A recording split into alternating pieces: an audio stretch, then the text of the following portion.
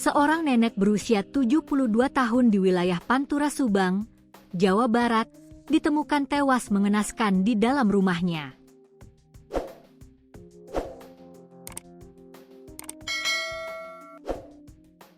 Korban, Tarsiah, diduga menjadi korban perampokan disertai pembunuhan saat berada seorang diri di kediamannya di Dusun Rancaudik, Desa Rancaudik, Kecamatan Tambak Dahan. Peristiwa tragis ini pertama kali diketahui oleh suami korban yang baru pulang dari menghadiri acara syukuran haji kerabat, Rabu, 15 April 2026, malam. Saat tiba di rumah, ia mendapati sang istri sudah dalam kondisi tak bernyawa di atas kasur, dengan tangan dan kaki terikat menggunakan kain kerudung. Tubuh korban bahkan sempat tertutup kasur, memperkuat dugaan adanya tindak kekerasan. Kematian Tarsiah yang tidak wajar sontak membuat keluarga dan warga sekitar geger. Tangis histeris keluarga pecah saat mengetahui korban menjadi sasaran kejahatan.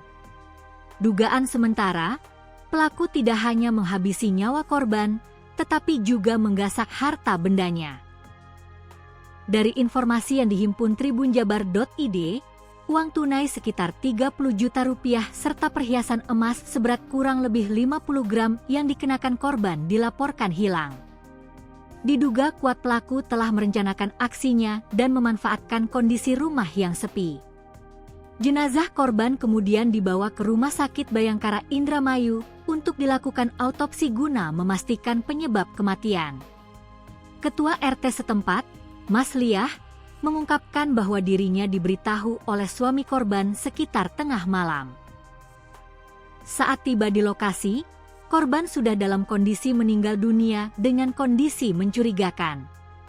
Ia juga membenarkan adanya indikasi perampokan karena sejumlah barang berharga hilang. Hingga Kamis, 16 April 2026, siang, rumah korban tampak tertutup rapat dan telah dipasangi garis polisi. Aparat dari Polsek Binong dan Polres Subang kini tengah melakukan penyelidikan intensif untuk mengungkap pelaku di balik kejahatan tersebut.